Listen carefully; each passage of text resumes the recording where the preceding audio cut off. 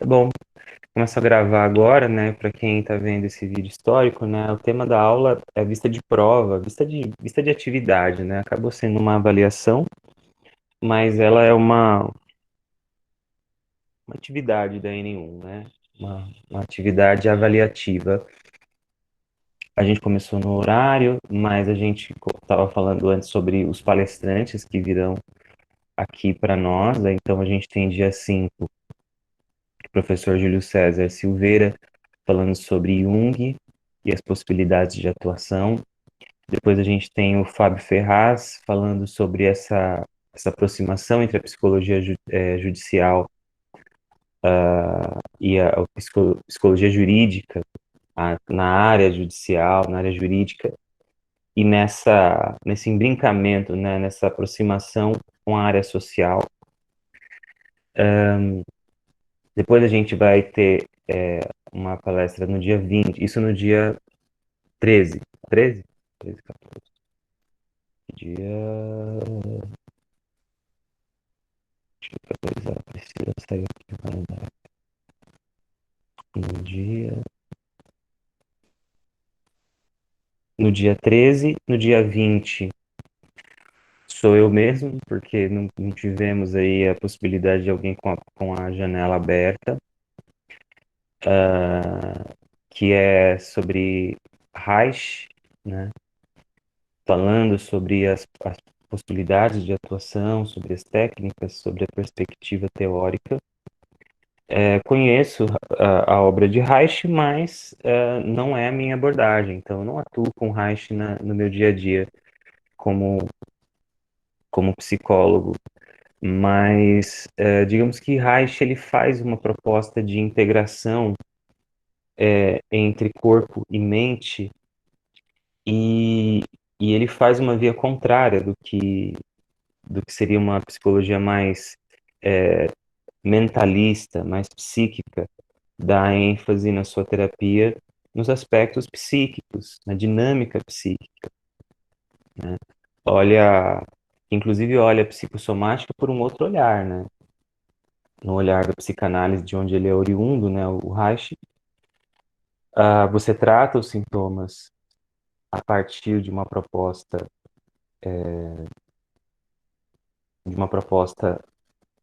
de intervenção verbal, de interpretações, trabalhando a transferência como um fenômeno psíquico, para então mitigar ou trazer aí até a possibilidade de cura, né, talking cure, para o paciente. O que o Reich propõe é uma via contrária. Se você trata não a mente, mas o corpo, você pode levar a cura para a origem, para o outro lugar que é o psíquico, né? Então ele chama isso de vegeto, né, o corpo, e caráter ele vai chamar esse aspecto psíquico. Então ele junta as duas coisas e começa uma proposta de física, né? Uma proposta de movimentos, de toque, ele começa a pensar nas couraças. Então a gente vai ver isso na aula que vem. Por onde que eu conheço o Reich? Porque o Reich foi terapeuta do Peirce. Fritz Perls, vocês sabem, foi o pai da Gestalt terapia e tem coisas que são feitas na Gestalt que tem muita influência do Reich. Então, então é interessante a gente saber das coisas e aí você por um ponto você vai descobrindo outros. E aí na semana que vem na semana que vem não, no dia 20 a gente conversa sobre isso. E no dia 27 de maio, no final, daqui a um mês quase, a gente vai ter o privilégio de receber o professor Esni. O professor Esni, que é Gestalt terapeuta, que tem uma experiência vasta aí na área hospitalar, na área clínica, que também entende bastante de psicologia jurídica, tem 3 formações, uma pessoa corajosa, nunca faria outra graduação na vida. Eu não. tem 3 graduações, então é uma pessoa bastante erudita, mas o que nos importa nesse recorte é a sua fala sobre a Gestalt terapia e a possibilidade de formação de vínculo que vai ao encontro do que vocês tinham pedido. Então vejam, por que a insistência de eu falar de novo sobre isso, né, para ficar gravado, que eu percebi que eu estava gravando, e também por uma questão assim, essa é uma resposta de todas as coisas que vocês podiam pensar como temas, interesses, esses foram os interesses de temas de vocês. Se a gente olhar para os interesses da turma da noite, são bem diferentes. Nossa, é outra coisa. Porque aqueles são os interesses daquela turma, daquelas pessoas, decidido de maneira democrática, né, por voto. E, no caso, aquele que tem maior voto tem maior representatividade. Então, esses temas têm maior representatividade para dar conta dos anseios da turma. Isso é um pouco a resposta do que vocês esperam da psicologia. Então, se essas coisas são as que vocês querem saber para trabalhar os anseios de vocês, sobre o que vocês desejam entender numa proposta futura de atuação profissional, para a construção da psicóloga e do psicólogo que vocês já têm formado em vocês, então usem, façam uso disso, assim, sem receios. E aí, com certeza, a prova, aí sim, a prova regimental lá na primeira semana de junho, vai ser a respeito, acho que na primeira ou na segunda, mas eu confirmo para vocês a data exata. Vai ser com base nessas palestras, nesses momentos aí de encontros que nós tivemos. Tá bom? Ok? Vi que você chegou depois aí, Priscila. É o meu termômetro de entendimento aqui da sala. Tudo bem? Pegou aí? Bom dia, tudo bem sim, professor. Bom dia.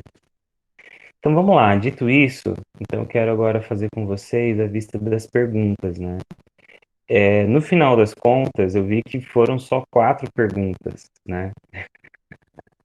Que o sistema foi super, desculpa o termo, foi super sacana aí, porque assim, eram 6 perguntas, e aí foram só 2. Aí eu conversei com o professor Gustavo e agradeço a honestidade e a caráter aí da Priscila que falou pro professor Gustavo, ó, ou é uma notícia muito boa, ou uma notícia muito ruim, né? Ou o professor está muito bonzinho ou aconteceu algum problema, né? E sinalizou o problema. Como ia demorar muito tempo para o SEAD virtual, você sabe como funciona, abrir um chamado para que eles possam resolver o problema. Então, a melhor solução foi abrir uma parte 2 da prova, né? Que isso foi comunicado aí via e-mail para Priscila, com cópia para o professor Gustavo, e teve a parte 2. Mesmo assim, a parte 2 não tinham 4 perguntas, foram só 2, pelo que eu vi. Então, o problema continuou. Mas, paciência, então a gente tem uma. Professor, Oi, a parte um tinha duas perguntas, a parte 2 tinha quatro perguntas. tinham 4? Porque eu olhei. Tinha quatro, porque assim, eu fui uma das primeiras pessoas que fiz a prova com, Ah, e só tinha duas perguntas, eu avisei, comentei com a Priscila, com algumas uhum, pessoas, nossa, o professor só deu duas perguntas. uhum, E aí que a Pri foi atrás aí para poder ver o que estava acontecendo. uhum, E depois, quando você colocou a segunda parte, ela uhum, veio quatro perguntas. uhum. Então, assim, eu respondi as seis em duas vezes. Você respondeu 6 2 vezes? Eu não entendi. Não, tipo assim, teve a primeira parte e a segunda parte. No total, seis perguntas. Ah, então você respondeu 6 perguntas em 2 partes, não 2 vezes. É isso que você quis dizer. Não, é que eu entrei duas vezes na prova. Você e todos os outros, O que na verdade professor. deveriam ter feito isso, né? Deveriam ter É, feito as 2 partes. Eu sim. entendi o que você está querendo dizer. Mas eu só consigo visualizar 2 respostas. De toda maneira, Eu não lancei as notas ainda, mas a ideia é fazer a vista das perguntas e das respostas. Porque também é um momento de aprendizado para vocês. Então, pô, errei, Não por que que eu apareceu errei? não aparece para você as quatro perguntas da segunda parte? Ah, do jeito que eu olhei, não, mas eu olho de novo aqui daqui a pouco e Ainda vejo. deixei um recado para você lá, o senhor viu, professor? Não, não Deixei um vi. recado lá. Na prova? Ali não, na prova não, que não dá, né? Mas Então, eu deixei, aonde? então, mas eu deixei um recado lá no aonde fale com o professor. Ah, então, você há de estar com problema, então, porque geralmente o que acontece? Eu recebo e-mail desses recados Hum, e não tem nada, assim, não recebi nenhum alerta de nada. E eles estão todos ligados. Depois eu entro e verifico, mas fica à vontade de falar aqui também, caso você quiser. Sobre as uhum, perguntas, a ideia é fazer a vista das perguntas. Na verdade, estou só dizendo para vocês o que que aconteceu, né? Em termos aí de sistema. Isso, por exemplo, já não aconteceu com o pessoal da noite. Como teve feriado dia 21, eles fizeram a prova ontem, foram as 6 perguntas direto, uma parte só e tal. Então, foi um problema que aconteceu e que o SEAD depois corrigiu, mas também não falou qual que foi o problema. Enfim. O ponto para nós aqui é assim, eu quero fazer a vista das 6 perguntas e finalizar esses assuntos do primeiro bimestre com vocês. Se as 6 perguntas apareceram, então as duas numa primeira parte, as 4 na outra, nas outras, então não teve prejuízo da execução.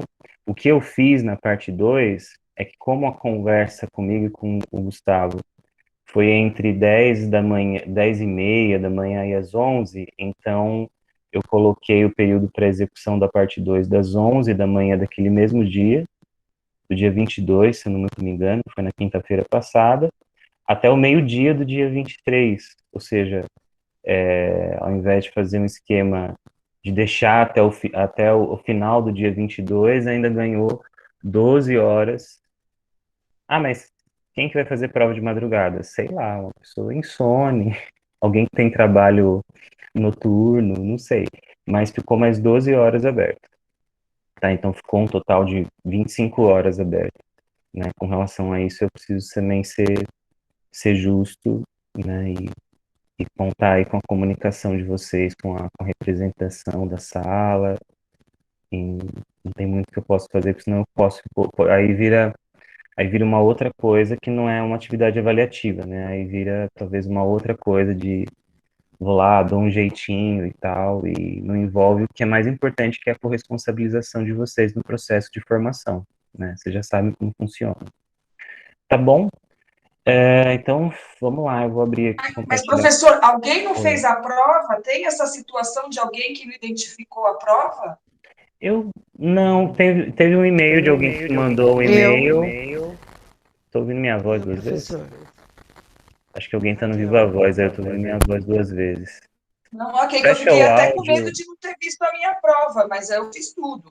fecha o áudio, por favor, aí depois quem quiser falar, abre o áudio, senão eu vou ficar ouvindo minha voz aqui. Não tem coisa pior do que você ouvir a sua própria voz replicada, que aí você fere o seu narciso, né? Você acha que a sua voz é mais grave, mas na verdade ela é fina.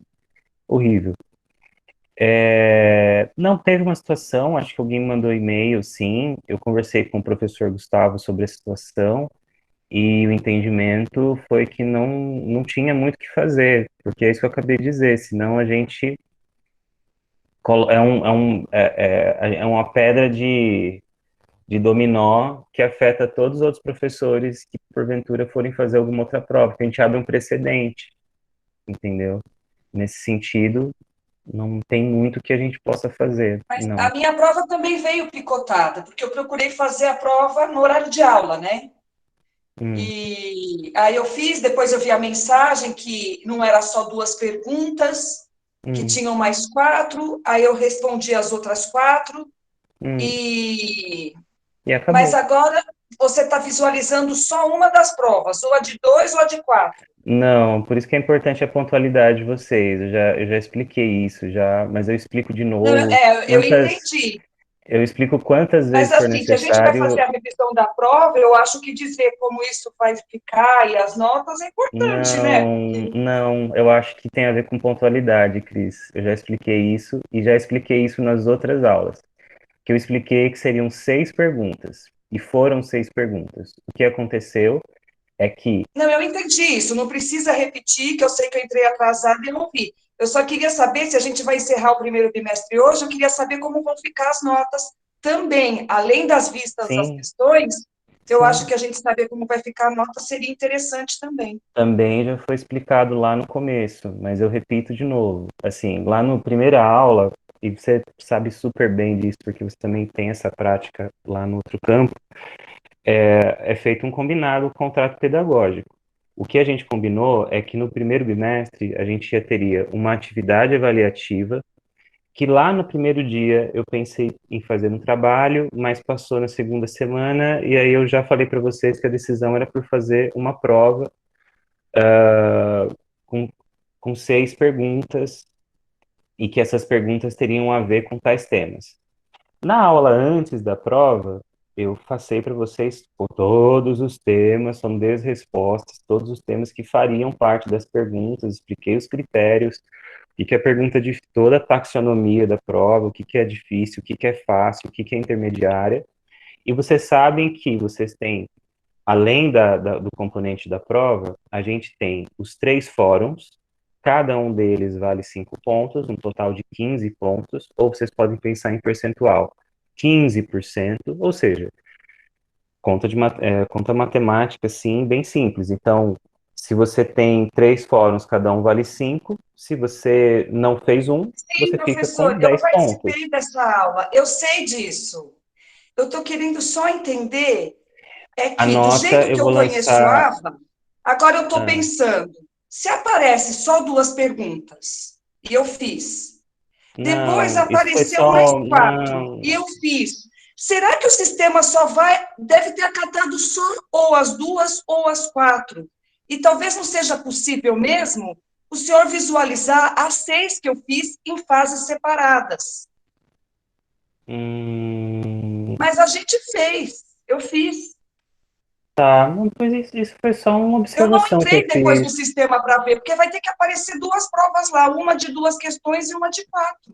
E eu acho que o AVA não aparece isso.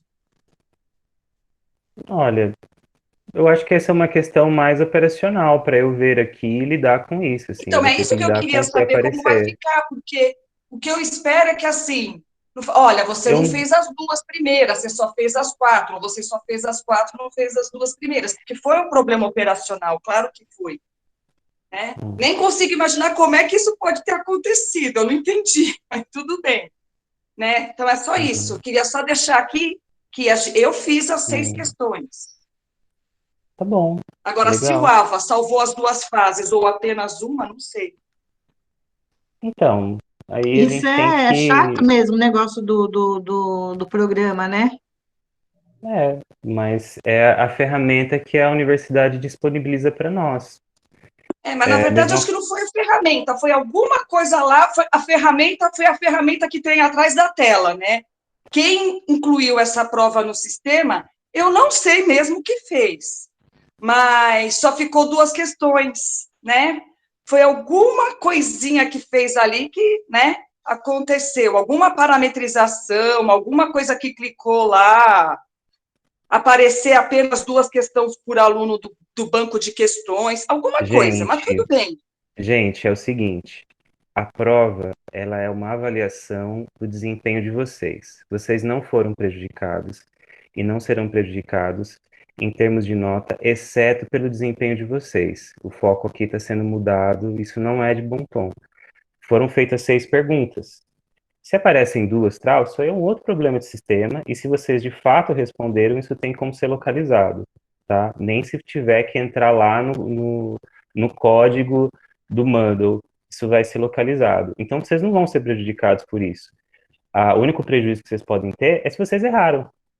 E se vocês erraram, não tem quem responsabilizar, exceto vocês mesmos. Então, assim, voltando para a coisa mais importante, que é explicando aqui as notas, e de novo eu explico 1000 vezes, não tem problema, É só dizer que não, mas não ficou claro para mim. Tudo bem, explico de novo. Dizer que o professor não explicou, aí passaram. Ninguém disse isso, mas para não correr esse risco, estou falando de novo. Então, participações do fórum. Não participou do fórum, e o que é não participar do fórum? Participar do fórum combinado. Então, a gente combinou fórum da semana 4. Aí teve o terceiro fórum, que foi da semana 8. Depois o quarto fórum, que foi da semana 10, se eu não muito me engano. Eu não estou com o calendário aqui, mas foram 3 fóruns. Se você respondeu o fórum na semana 3, na semana 7, sabe, numa semana totalmente aleatória, desculpa, tá fora do combinado, e tá escrito lá o dia certo que o fórum tem que ser respondido. Então, é uma questão de atenção. Então, mas eu respondi, mas respondi no fórum errado. Respondeu no fórum errado, não respondeu, tá bom? Então, tem 3 participações do fórum, 1, 2, 3, 15 pontos. Depois vocês têm a prova integrada, 40 pontos, né, o 40% da nota. Juntando os 40% em total, porque pelo que eu vi, nenhum de vocês tirou 40 na prova integrada, você sabe seus resultados. Tiraram boas notas, teve gente que tirou 31, teve gente que tirou menos, teve gente que não fez a prova integrada. Então, assim, isso tudo afeta. Então, só com isso, vocês já perdem 40% da nota ou deixam de receber o potencial total dos 40%. Então, juntando o fórum, né, os 15%, eu tô falando 3 porque são 3 perguntas, né, mas os 15% mais 40%, a gente tem 55% da nota. Ou seja, a nota mais pesada não é da prova. A nota mais pesada que vocês têm é de participação do fórum e prova integrada, 55%. A minoria da nota de vocês é da prova da avaliação N1, que é 45%. Ou seja, se a pessoa tirasse, em potencial, participou dos 3 fóruns, não estou nem falando que escreveu o conteúdo, se escreveu certo ou errado, participou dos 3 fóruns e teve um bom desempenho na prova integrada, você já garante aí mais da metade, 55% da nota aqui em tópicos especiais em psicologia. E aí a gente tem a avaliação da N1, né, atividade avaliativa, que vai compor esses 45% da nota de vocês, tá? Sendo assim, então, vamos fazer a vista dessas 6 perguntas, que, segundo vocês estão respondendo, fizeram as 6, eu fico feliz que isso tenha acontecido, porque a ideia era essa, que vocês respondessem as 6 perguntas. As notas, provavelmente eu lanço no dia limite mesmo, que é amanhã. Acho que hoje eu não consigo fazer esse lançamento, mas vocês mesmos conseguem chegar ao resultado, né? Se vocês acertaram as perguntas, se erraram, se participaram dos fóruns, vocês têm acesso às notas da prova integrada, então vocês têm como saber todas as suas notas aí, e vocês têm acesso aí a esses dados para poder verificar e poder confirmar, tá bom? Então eu vou aqui apresentar aqui o meu esqueminha deixa eu ver, janela, não é janela, apresentar o documento. Vamos ver se é a tela inteira.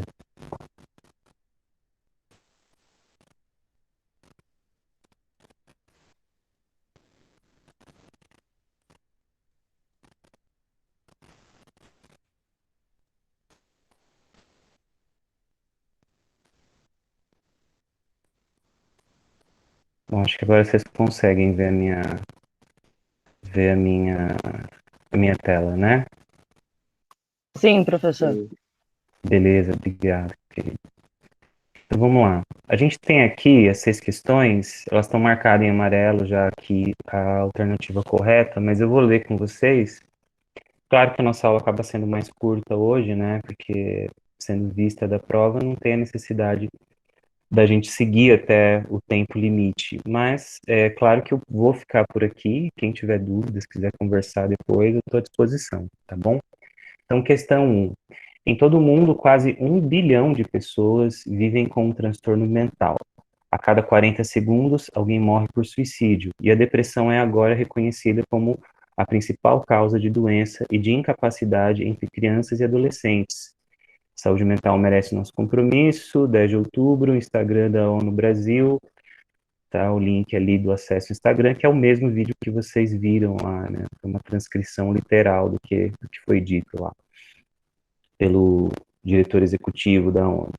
E aí, pergunta, né? Considerando a posição da Organização das Nações Unidas, não ficou esquisito, né? Mas é isso mesmo, da Organização das Nações Unidas, sobre saúde, considere as afirmativas a seguir. A. Para a ONU, abordar a saúde mental é fundamental para alcançar a cobertura gradual de saúde. Para a ONU, abordar a saúde mental é fundamental para alcançar a cobertura regional de saúde. C. Para a ONU, abordar a saúde mental é fundamental para alcançar a cobertura universal de saúde. E aí a D só muda ali a palavra cobertura esporádica e a E, cobertura espiritual. A resposta correta é a resposta C. Para a ONU, abordar a saúde mental é fundamental para alcançar a cobertura universal de saúde. Essa é uma pergunta considerada fácil, porque bastava apenas conhecer, né, ter participado da aula, ter ouvido o vídeo que estava lá disponível no CEAD, ter conversado aqui, ouvido as discussões, dava para entender que sem saúde mental não tem nenhum tipo de saúde. Para a ONU é importante alcançar a cobertura universal, abordando então a saúde mental, tá? Então a resposta dessa era a C. O que acontece muitas vezes, gente, para quem talvez não saiba como funciona, dentro da própria questão, essas respostas podem ser randomizadas. Então, a C pode virar A C pode virar B, D ou E, e as outras questões ficam embaralhadas. Independentemente da letra, a resposta correta é essa aqui grafada, independente da letra que ela apareça, tá bom? 2. A saúde mental, merece o nosso compromisso. Muito poucas pessoas têm acesso a serviços de saúde mental de qualidade. Em países de rendimento baixo e médio, mais de 75% das pessoas com problemas de saúde mental não recebem qualquer tratamento e, no geral, os governos gastam em média menos de 2% dos seus orçamentos de saúde com saúde mental. Isso não pode continuar. O mesmo link, né, da ONU Brasil lá no Instagram. Com relação à noção de saúde mental da ONU, avalie as afirmações a seguir. 1. A saúde mental é uma parte integrante da saúde, não havendo saúde sem saúde mental. 2. A saúde mental é mais do que a ausência de transtornos mentais. 3. A saúde mental é determinada por fatores socioeconômicos, biológicos e ambientais. É correto o que se afirma em... Aí vem as opções. A, 1 apenas, B, 2 e 3 apenas, C, 1 e 2 apenas, D, 1 e 3 apenas, e E, que é a correta, 1, 2 e 3. Ou seja, é correto afirmar as três opções.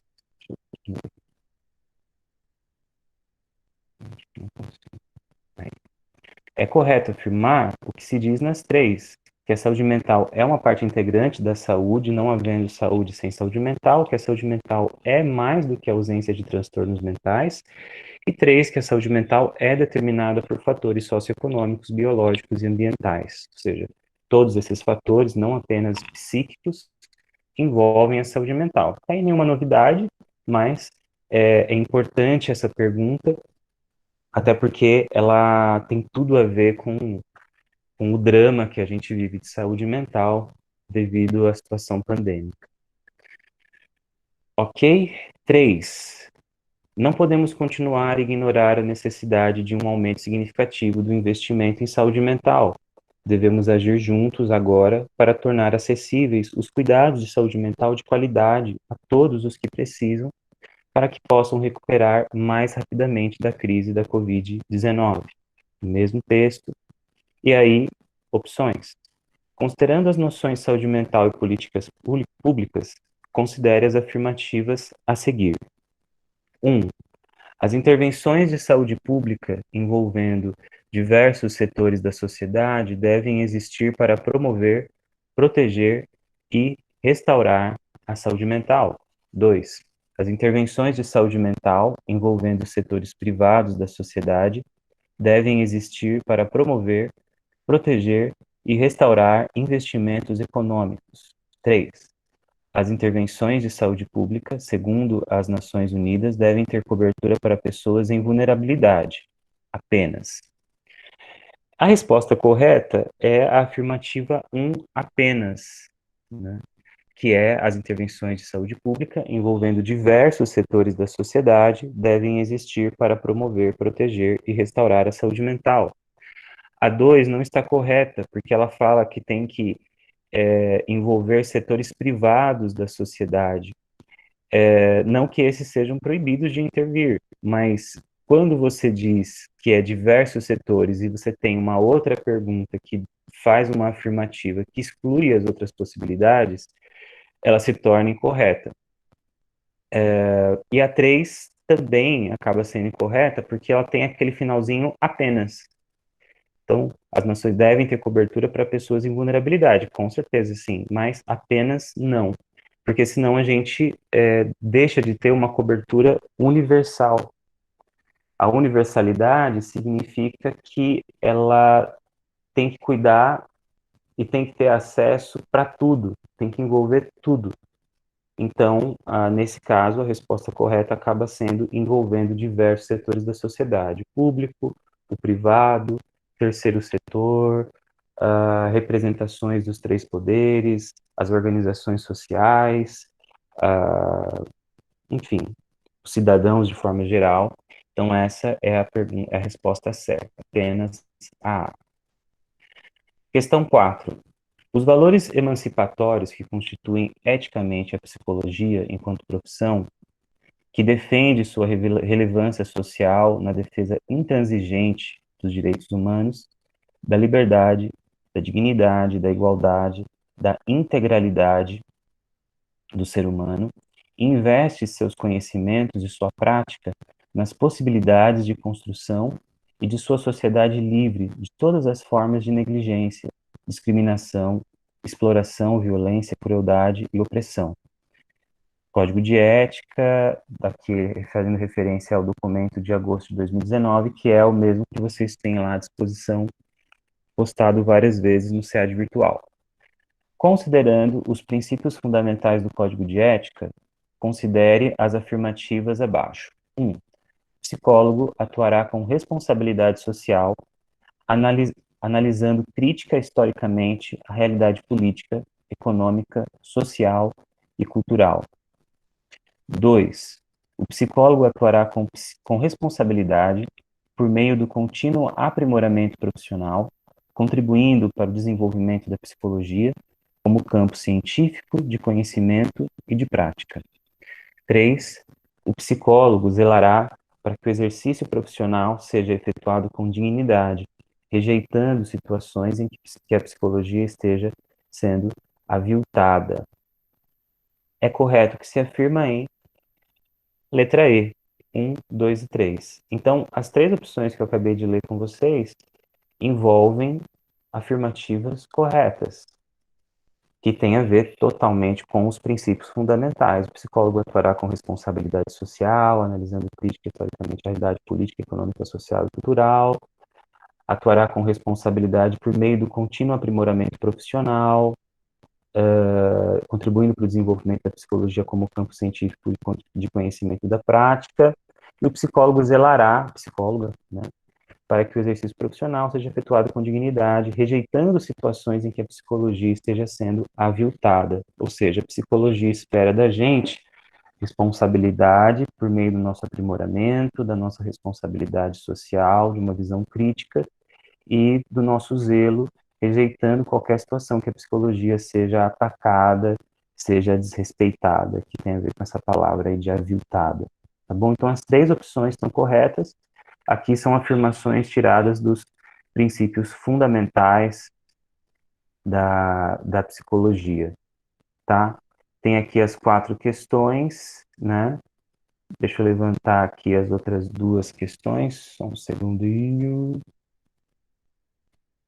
Deixa eu parar de compartilhar, senão vocês vão ficar vendo aqui os meus coisas, como diria minha avó. Parar de compartilhar dentro. Deixa eu acessar aqui o outro link. Até aqui, alguma dúvida? Tranquilo? Tranquilo. Beleza. Depois, professor, eu gostaria de dar uma palavrinha com você sobre o que eu te mandei, de mensagem, Tá bom, no tá? final, Mas no quem... final, não precisa ser agora. Não, no final a gente conversa. Tá bom. Se quiserem, até a gente encerra a gravação, que a gravação é importante para que fique registrado o nosso encontro e para que a gente veja as correções, mas isso não é uma coisa que precisa ser feita agora, não, de boa. Deixa eu só acessar aqui as perguntas e aí eu já mostro para vocês. Só um segundinho, tá?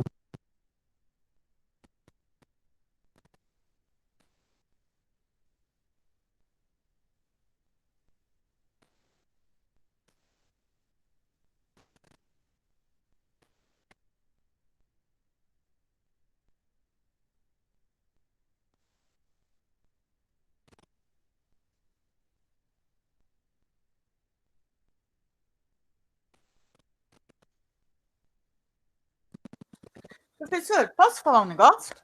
Pode, claro. Ainda não. A prova integrada, ainda Hum. não tem a possibilidade da correção. Não abriu. Então, tem os acertos, só que a gente não tem como olhar o que errou e até contestar se tem algum erro ali. Porque eles ficaram de fazer essa correção da prova até o final de semana passado. Aí, como que vai fazer a nota da integrada?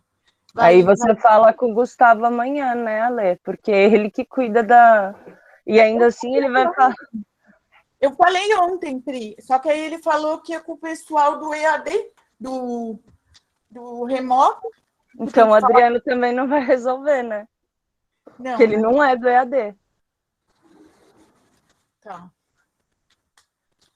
Infelizmente eu tenho que concordar. Infelizmente, não pela concordância com você, Priscila, mas infelizmente por não poder te ajudar, Alessandra. Não sou obrigado a concordar com a Priscila, é isso mesmo. Mas como que você vai colocar a nota? Se vai colocar pela nota? Eu tenho acesso, não, assim, eu tenho acesso à nota, como acredito que vocês têm acesso à nota. Agora, evidente assim, se vocês encontrarem na correção da prova integrada qualquer tipo de discrepância, qualquer situação que vocês estejam sendo aviltados na sua nota, aí vocês vão dialogar com quem é responsável pela prova, que é o coordenador, que é o professor Gustavo, para que ele possa tomar os devidos procedimentos, né? Assim, ó, tá, essa questão, digamos, né, uma situação totalmente hipotética. Tal pergunta está totalmente errada, assim, sei lá, nenhuma questão está certa ou duas estão corretas. Se vocês perceberem isso, vocês vão falar com o Gustavo. Não sei qual o procedimento que ele vai tomar, mas o correto seria cancelar aquela pergunta, e aí a nota de vocês tem que ser revista. Se for assim, aí ele vai comunicar aos professores. Simples assim. Mas eu mesmo não tenho como fazer, porque eu tenho só acesso à nota.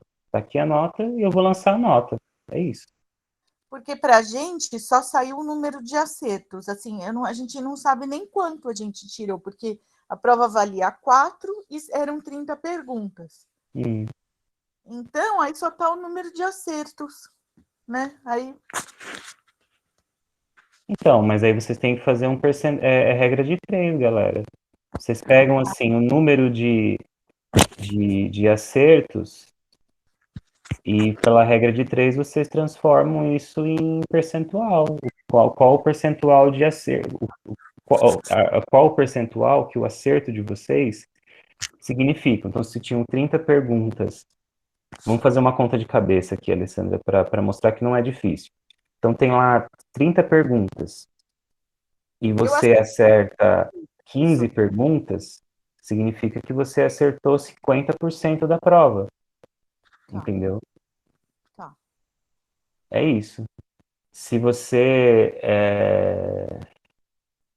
se você tem lá 30 perguntas e você acertou 21 perguntas, de 30 você acertou 21, significa que você acertou 70% da prova. Tá entendendo a lógica? Mas cada questão tem um peso, professor. Um peso diferente, é isso? Sim, são pesos diferentes para cada questão. Então, aí realmente eu sou obrigadíssimo a concordar com a Priscila. Não tenho como ajudar vocês mesmo. E aí, como que você vai colocar a nota, professor? Porque o professor Gustavo mandou pra gente a relação das notas. Só isso. Agora, assim, vocês não tiveram acesso, reclama com ele, bate na porta dele lá, Tá bom, obrigada. tá? Tipo, eu sei que isso é uma resposta meio insatisfatória, né? Tipo, não é isso que eu queria, mas é o que tem para hoje, tá? Assim, cada um na vida, isso a gente pode até querer responsabilizar os outros, né? Posso dar uma topada aqui na minha escrivaninha e querer colocar a culpa nela, mas foi o meu pé que foi em direção à escrivaninha. Eu posso xingar a escrivaninha, colocar fogo nela, mas não posso responsabilizá-la, porque a dor foi causada pelo meu próprio movimento. Então, o que vocês têm que olhar é de quem é a responsabilidade das coisas. Isso é o caminho que a gente tem que fazer com tudo. Então, quem tem que passar para vocês a nota e explicar isso? Foi quem administrou a prova. Quem foi que administrou a prova? Foi a coordenação do curso. Logo, você tem que falar com a coordenação do curso. Ah, mas os professores têm acesso ao percentual da nota. Nós não tivemos. Acesse o professor, fala assim, ó, a gente quer saber o percentual. E aí? Vamos agilizar? Entenderam? É um pouco isso que vocês têm que fazer. Eu acho. Façam se vocês quiserem. Tá bom? Então, deixa eu aqui compartilhar. Eu entrei direto pelo SEAD e eu vou mostrar aqui a questão para vocês. Tá bom? A questão 5 e a questão 6 e a gente termina a parte da revisão aí das, no, das, das perguntas da prova. Eu vou compartilhar uma guia.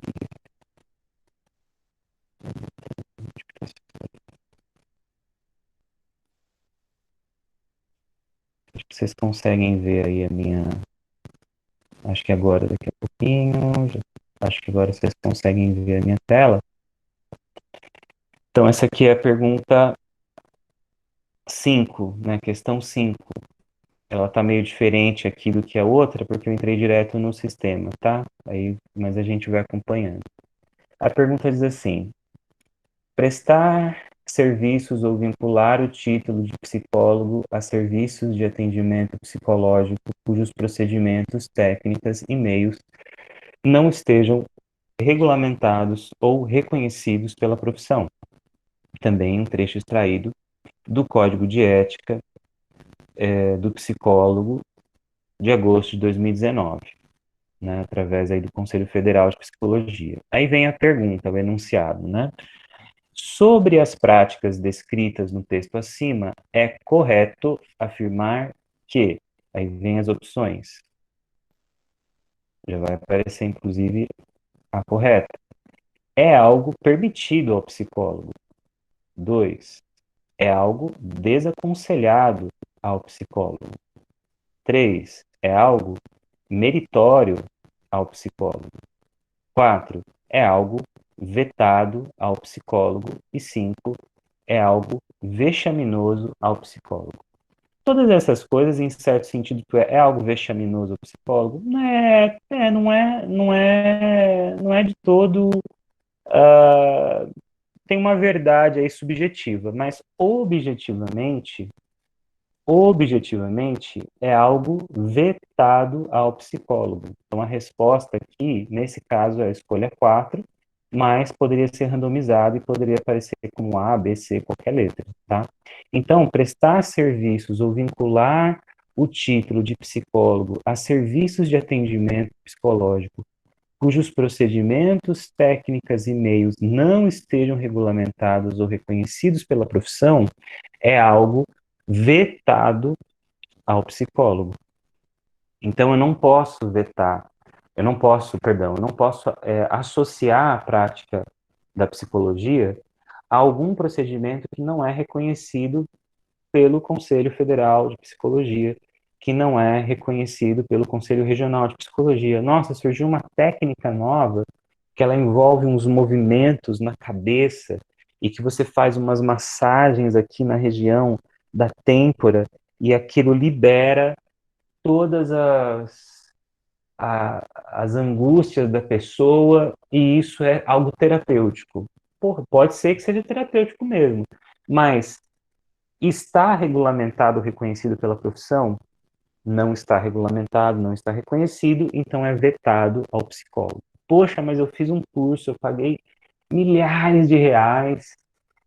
Olha, eu viajo para outro país, aí lá eu posso fazer, aqui no Brasil, que vergonha. Gente, aí é o próprio conselho que tem essa função de regulamentar e reconhecer práticas. Em geral, os critérios são científicos e éticos. Então, se não foi regulamentado, é porque dentro do processo de verificação de formas de trabalho, né, de técnicas, de tipos de serviço, aquilo não se encaixa, ou está no processo de estudo. Então, tome muito cuidado, assim, quando vocês forem, no futuro, oferecer o serviço de vocês, porque, de repente, a gente tem algumas aptidões, algumas coisas, que elas não são imorais, ilegais, elas só são vetadas de serem associadas à psicologia. Então, se você faz alguma coisa que de repente não está regulamentado pela psicologia, ofereça aquela coisa, mas tente desvincular ao máximo que você está atuando como psicólogo, que ali você está atuando como tal coisa, entende? E se você for associar a sua prática psicológica, principalmente falando em meios aí de comunicação, que vai desde o seu cartão de visitas até uma postagem no comercial, no outdoor, você não pode associar práticas que ainda não estão regulamentadas ou reconhecidas. Eu lembro que há uns 15, há uns 15 anos atrás, era totalmente assim desfavorável o parecer do comitê do conselho, perdão, de psicologia, tanto federal quanto regional aqui de São Paulo, com relação a florais de Bach. Pô, mas o que tem a ver florais de Bach com a psicologia? Não, aparentemente nada. Florais de Bach pode ser alguma coisa terapêutica? Com certeza. Muitas pessoas falam que isso é bastante positivo para suas vidas? Com certeza. Mas a partir do momento que o Conselho Regional e Federal de Psicologia não permite que aquilo, não autoriza que essa prática seja utilizada por psicólogos, então isso se torna vetado. E aí o psicólogo, a psicóloga que oferecer florais de Bach como parte da sua terapêutica vai incorrer numa falha ética e vai poder ser penalizado. Tudo bem até aí? Tranquilo? Tranquilo. Beleza. Parei de compartilhar, vou entrar aqui na última pergunta. Acho que, por enquanto, nenhuma dúvida.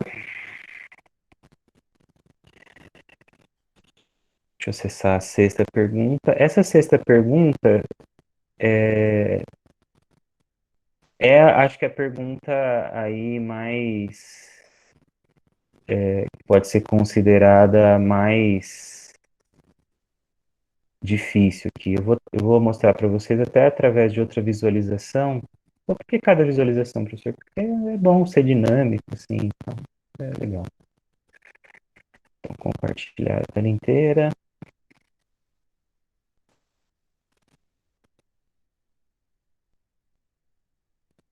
Conseguindo ver minha tela. Aí, a sexta pergunta, apesar dela estar aparecendo aqui como pergunta questão 1, é a sexta, né? Aí diz o seguinte, o enunciado. O Conselho Federal de Psicologia, o CFP, manifesta publicamente seu repúdio em relação à abordagem do programa Fantástico da TV Globo. Em matéria veiculada no dia 18 de 4 de 2014, aspectos do resultado da avaliação psicológica de Suzane von Richthofen. Esta autarquia encaminhou ofício ao Conselho Regional de Psicologia de Origem para que tomem as devidas providências administrativas e éticas com relação aos profissionais psicólogos envolvidos na matéria. O tema dessa matéria é CFP repudia a abordagem antiética do programa Fantástico, divulgado, né, pelo Conselho Federal de Psicologia Brasília em setembro de 2014.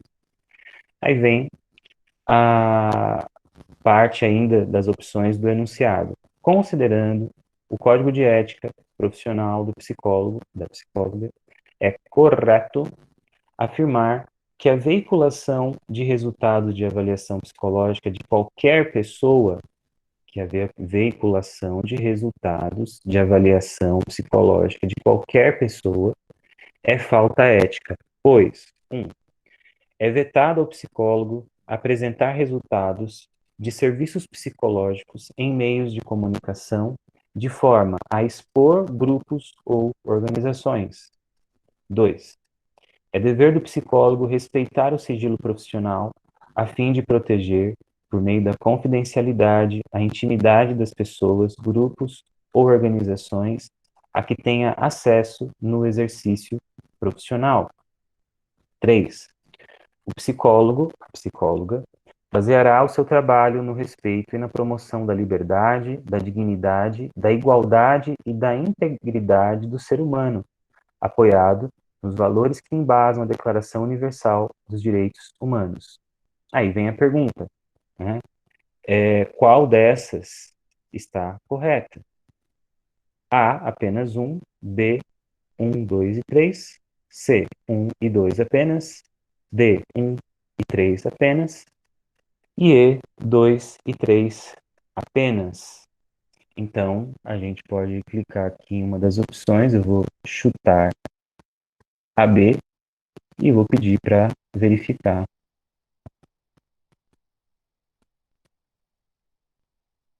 Verdinho, resposta correta. No chute, hein? Então, as três coisas são corretas. Por que que eu poderia ter colocado qualquer outro caso aqui em cima, mas eu fiz questão de escolher o caso da Suzane von Richthofen e pegar o trecho porque esse caso, né, sempre ele é muito emblemático, vocês sabem, o professor gosta de cultura pop, porque eu sempre trago aqui coisas que eu acho que são atualizadas, né, principalmente para a nossa matéria, onde eu acho que isso é importantíssimo, vocês estarem antenados com o que está acontecendo na prática profissional. Mas essa situação até vai gerar filme, né? Não essa falha aí dos colegas e da Globo, mas o próprio filme, né? Parece que a Globo tem uma espécie de fetiche com a Suzane von Richthofen, né? Volta e meia tem matérias e, inclusive, vai ter um filme, né? Que Já está pronto e são dois. É a são visão dois. dela e a visão do namorado, ex-namorado. Porque é um que eu tô falando do filme que é a Carla Dias que faz o papel de Suzane von É esse Richthofen. mesmo. Esse mesmo? Então, É a menina que matou os pais e o outro é o menino que matou os pais da namorada, alguma coisa assim. o nome não é bom, mas pode ser um bom entretenimento aí, bastante romanceado, mas de toda maneira, tem um certo fetiche aí das organizações Globo aí com relação a isso. O ponto é que, independentemente do fetiche da Globo com relação a Suzane von Richthofen, nós, psicólogos, temos que analisar criticamente o contexto social, político e econômico. E nós não podemos entrar nessa dinâmica, entende? Porque aí as três respostas estão corretas, e esses psicólogos certamente foram punidos com todo o rigor que é cabido, Porque, primeiro, é vetado a qualquer psicóloga, qualquer psicólogo, apresentar resultados de serviços psicológicos em meio de comunicação de forma a expor pessoas, grupos e organizações. Professor, mas é a Suzane von Richthofen. Todo mundo sabe o que ela fez. Tem filme, tem documentário, tem matérias. Então, assim, qual que é o problema de um psicólogo, uma psicóloga falar sobre o trabalho que ele fez, né? Até para mostrar que é um trabalho correto. Então, mas de forma a expor pessoas, por mais moralmente e criminalmente errado o procedimento com os efeitos criminais, tudo aquilo que a Suzane von Richthofen fez com relação aos seus pais, que foi comprovado em termos, e foi publicado em termos de jornalismo, foi comprovado em termos criminais,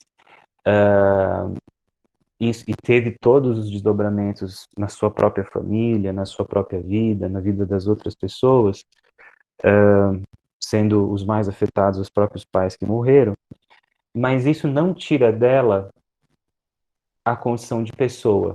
É uma pessoa que cometeu um crime e que está em privação de liberdade, cumprindo pena a partir do crime que cometeu, mas ela não deixa de ser uma pessoa. 2, é dever do psicólogo respeitar o sigilo profissional a fim de proteger, por meio da confidencialidade, a intimidade das pessoas a que tem acesso no exercício profissional. A Suzane von Richthofen poderia ser o homem da luz vermelha, podia ser o maníaco do parque, poderia ser quem for, certo? É pessoa. E se o psicólogo ou psicóloga executou um serviço profissional de avaliação, mesmo que seja em termos forenses, isso deve ficar no âmbito do sigilo a fim de proteger por meio da confidencialidade. Ah, mas o juiz foi lá e quebrou. Então, foi o juiz que fez isso, e aí é o próprio Conselho Federal de Psicologia, o Conselho Regional, as instituições que lutam pelos direitos humanos, os advogados da pessoa que foi afetada, que tem que reaver essa postura, né, do tal juiz, mas não psicólogo. Essa atitude não deve vir da gente, ok? Tanto é que quando a gente faz um documento psicológico, e se vocês quiserem saber mais sobre esses temas a respeito de como elaborar um documento psicológico, como lidar com isso no dia a dia da clínica, a gente vai fazer no semestre que vem, né? Entendendo que todo mundo aqui, todos nós estejamos, se tudo der certo, se tudo correr bem, a gente vai estar lá. Vocês podem colocar isso como tema para que a gente traga pessoas para falarem sobre isso, tá bom? Mas aí é com vocês e a gente vai abrir isso no semestre que vem, tá? Mas o ponto é que quando a gente faz um documento, nós precisamos escrever que cabe à pessoa que recebe, aspas, né, e sempre colocar isso no nosso relatório bem no começo. Cabe àquele que receber esse documento a zelar pelo sigilo e confidencialidade do mesmo. Ou seja, eu estou enviando esse documento para um outro psicólogo, eu preciso lembrar ele ou ela disso, né? Se eu estou mandando um documento para um juiz, mandando para um documento para uma escola, documentos vocês estão entendendo que é um relatório, que é um laudo, que é algum documento, um atestado, até um parecer. Então, isso precisa ficar claro que aquilo é digno de sigilo e confidencialidade, e você só vai compartilhar as informações que são necessárias para benefício do seu cliente, do seu paciente, que, que cumprem o objetivo daquele documento, entende? E benefício não significa que você tem lado nessa história, né? Por exemplo, estou do lado da Suzane von Richthofen, mas o que é benefício para ela? A manutenção do sigilo, da confidencialidade, e aqueles que a receberem aquela informação sigilosa possam mantê-la. Por que que a Globo, os jornalistas, que também têm o seu código de ética e que deveriam cumprir, né, sobre a notícia, nesse caso, por que que eles foram atrás da psicóloga, do psicólogo que fizeram esse serviço? Porque eles não têm acesso aos autos. Porque tem partes dos autos que correm em sigilo do ponto de vista jurídico, ou seja, é uma parte que não tem acesso. Então, eles foram atrás da pessoa, do profissional liberal que fez o serviço. E esses não cumpriram com a postura ética que era esperada deles, né, que é respeitar o sigilo profissional, protegendo a confidencialidade e intimidade das pessoas que tenham acesso no exercício profissional. E 3, é só mais uma coisa, não é que psicólogo não possa ser fofoqueiro na sua vida pessoal. Na sua vida pessoal, você pode ser super fofoqueiro, pode ser comentador de Big Brother, pode falar mal do seu vizinho, só fique atento se você não está no exercício profissional. Se for exercício profissional, então você vai ter que atuar dessa maneira, de forma confidencial, protegendo a intimidade, protegendo o sigilo das pessoas, grupos e organizações a que você tem acesso no exercício profissional, tá? E 3, o psicólogo baseará o seu trabalho no respeito e na promoção da liberdade, da dignidade, da igualdade e da integridade do ser humano, apoiados os valores que embasam a Declaração Universal de Direitos Humanos, ou seja, não importa quem vocês forem atender, essa pessoa, através dos direitos humanos, ela tem direito, pode ser que a liberdade dela está sendo privada, ela está sendo cerceada da sua liberdade por consequência e responsabilidade dos seus atos. Mas a igualdade e a integridade do ser humano, que tem direito a ter informações e confidencialidade da sua intimidade ser protegida, isso precisa ser respeitado. Então, não é papel nosso como psicólogos dizer quem é culpado, quem é inocente, a fazer juízo moral sobre o que foi feito, o que deixou de ser feito, quem matou, quem não matou. Isso talvez não é papel do psicólogo e talvez não será, isso é bom. Mas quando o psicólogo atua, é para fins de trazer um resultado psicológico, uma avaliação psicológica, um parecer psicológico, um atestado psicológico, que vai gerar um documento que vai auxiliar qualquer tipo de prática, seja ela jurídica, pedagógica, para fins de recrutamento e seleção, não importa. Mas que o resultado do nosso trabalho, ele tem que ter sigilo, confidencialidade. E se não tiver, isso afeta a dignidade, a igualdade e a integridade do ser humano. Seja ele quem for, mesmo que ele seja alguém que cometeu o assassinato dos próprios pais. Entenderam? Por isso, as 3 respostas estão corretas. Ok? Então, quem respondeu apenas 1, 1 e 2 apenas, 1 e 3, 2 e 3, está errado. O correto é 1, 2 e 3. Ok? Então, assim, interrompo aqui o nosso compartilhamento. Então, essas são as 6 perguntas que ficaram lá disponíveis para vocês responderem. Com relação à prova, é isso. Sobre a prova, alguma dúvida, algum comentário, alguma questão que vocês queiram fazer a esse respeito sobre essa vista da atividade?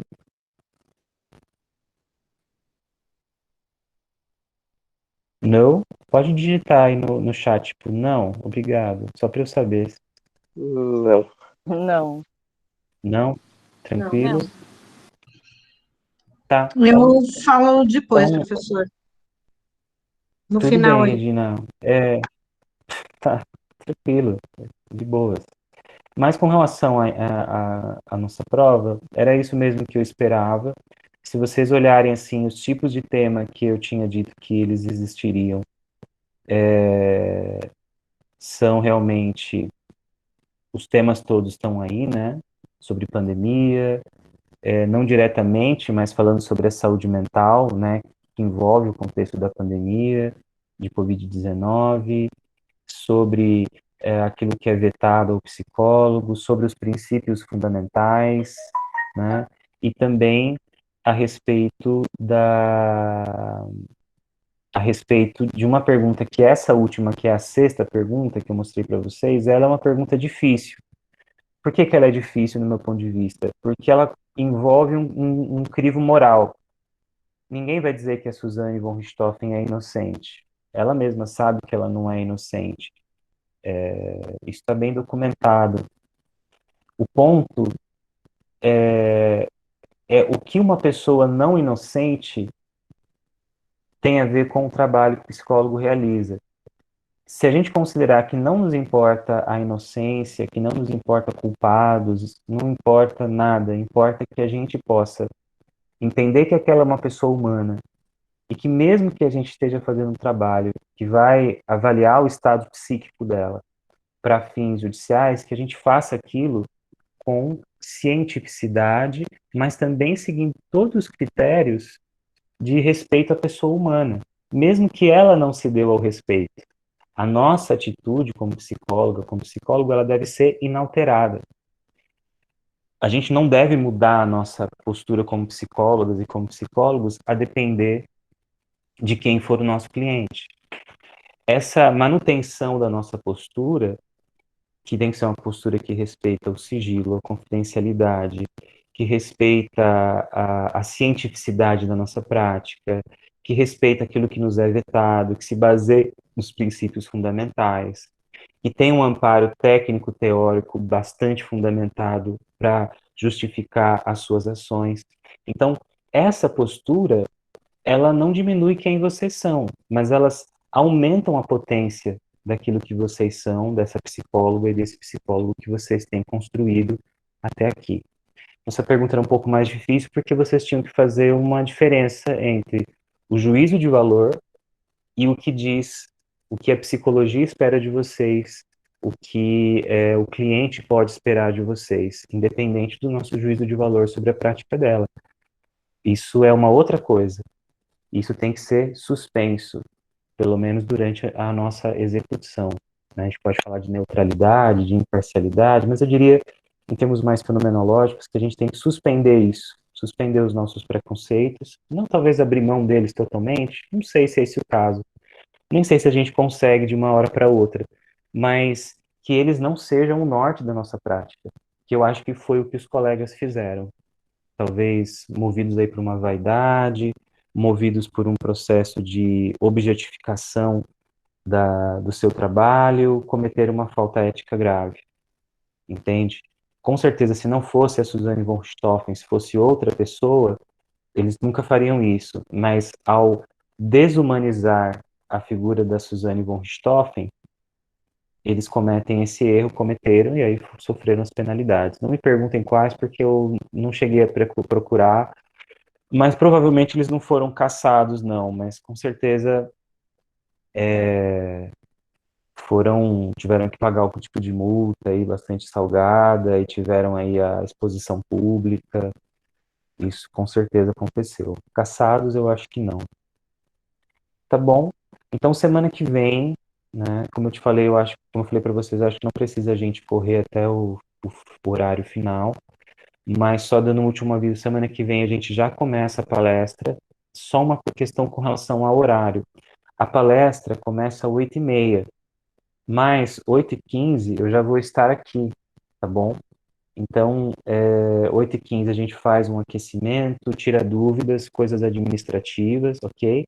E a gente começa às 9h30 e vai até 9h50. Então, uma hora, né, da apresentação do colega, das 8h30 até as 9h30, e das 9h30 até as 9h50, momento de pergunta, dúvidas, façam as inscrições das perguntas pelo chat, conforme forem aparecendo as dúvidas. A gente faz essas perguntas para o convidado, e aí tem ainda mais um tempinho, aí 10, 15 minutos, depois que a gente se despedir do convidado, para vocês conversarem aqui, para a gente trocar um pouco. Claro que ele pode ficar mais, e isso tudo depende da disponibilidade de cada convidado. Tá bom? Além da Regina, alguém quer fazer algum comentário, quer fazer alguma pergunta, alguma colocação? Antes de vocês perguntarem, com relação à nota, eu vou lançar provavelmente amanhã de manhã, tá? Então eu não tenho braço para fazer isso hoje, eu vou ter que usar a data máxima no caso de vocês, tá bom? Mas qualquer dúvida, qualquer incorreção, há a possibilidade da gente rever se eu tiver errado em alguma coisa aí no lançamento, tá bom? Mas se não, é a nota que vocês vão ver lá mesmo. Então é isso. Além da Regina, alguém quer comentar alguma coisa antes de eu encerrar aqui a gravação? Ô, professor, eu só me perdi aqui um pouquinho. Já na semana que vem o ESNI? Não. Não, Sei dia que 20. vocês amam o Esni é amado por Eu gosto vocês. muito dele. Mas vocês vão ter que esperar até o dia 27, que é o dia que 27, ele tá. pode, tá? Ok. Semana que Obrigada. vem é o Júlio Silveira, vocês não conhecem, que também é professor universitário. Também, na verdade, o Júlio conhece bem o Esni conhece o Júlio, mas eu conheço os dois de lugares diferentes. É bem engraçado essas coisas, né? Tipo, eu sou amigo de um e do outro, mas a gente São de nunca grupos diferentes. é de grupos diferentes e eles se conhecem por uma outra questão. É engraçado isso. Então, o Júlio, ele é professor também, ele vai estar com a gente, falando sobre Jung, semana que Jung. vem. Legal. No dia 13, é o Fábio Ferraz, que é psicólogo social, que vai falar sobre essa aproximação entre psicologia jurídica e a prática social, que é uma coisa muito mais comum do que o psicólogo jurídico, né, que trabalha dentro de uma vara, dentro de um tribunal. Esse aí não é tão comum. O mais comum é o psicólogo social que trabalha na área jurídica, né? Uhum. Então, ele vai falar um pouco da experiência dele com jovens que cometeram atos infracionais, com as famílias, nas audiências, ir nas audiências, nas entrevistas lá com os técnicos. Então, isso é uma experiência bem interessante. No dia 20 sou eu, porque só tem eu mesmo, porque não deu. Eu cheguei a falar com o professor Ailton, que até chegou a ser docente, né, de vocês. Eu não sei Sim. se eu dei Não, aula. Então, o Ailton, ele... Mas vocês tiveram aula com o Ailton, né? Ou não? eu não, na verdade, eu acho que com ele a gente não chegou. Quando seria o semestre A dele, gente ele deve. saiu. Não foi, Luiz? Tá. É, Então, eu cheguei a chamar o Ailton porque o orientador dele na USP como é que era o nome do menino? Ai, fugiu o nome. Acho que é o Avelino. Ele é haitiano, então o professor Ailton, apesar de ser da fenomenologia, ele também entende bastante de Reich.